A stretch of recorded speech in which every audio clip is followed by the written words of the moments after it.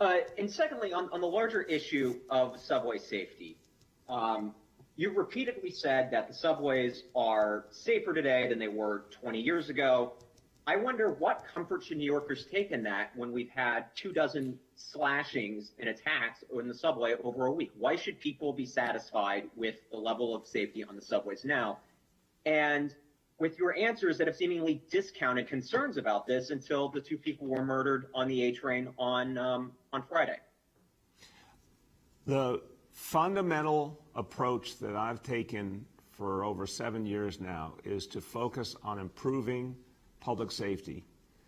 And what we saw for 6 years pre-pandemic was we were able to constantly drive down crime in the subways. This is not just about 20 years ago. This is over the first 6 years I've been here, we were able to drive down crime in the subways to the point where in a number of years we got to about 1 index crime per million rides on the New York City subways. Anyone who experienced that knew that we had gone to a much better place than where we were, even a few years earlier, certainly than we were back 10 and 20 years ago.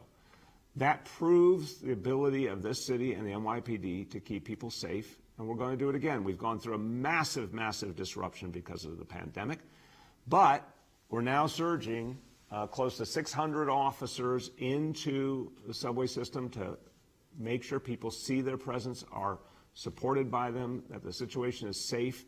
That's going to bring us up to a very high level of presence by the NYPD in the subways. Before these horrible incidents, what we actually saw was crime in the subways had gone down markedly, even compared to a year ago, even compared to the same point 2020, first 6 weeks 2020 versus first 6 weeks of 2021, 59% decrease in index crime. We know when we put more police out there through a precision policing strategy, it works. We've seen it happen time and time again. It works. It's also important to talk about the overall situation in this city.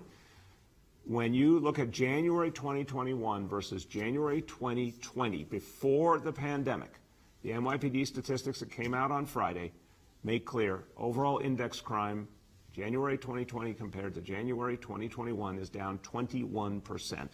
That's a major, major reduction in crime. And the area we're most concerned about overall lately, gun violence, gun arrests are up 61% compared to a year ago. So NYPD is out there aggressively, energetically addressing safety concerns. We're going to do the same thing we've done at every point since CompStat was developed in 1994. We're going to identify a problem, address it, and show people it can be turned around. That will happen as well in the subways.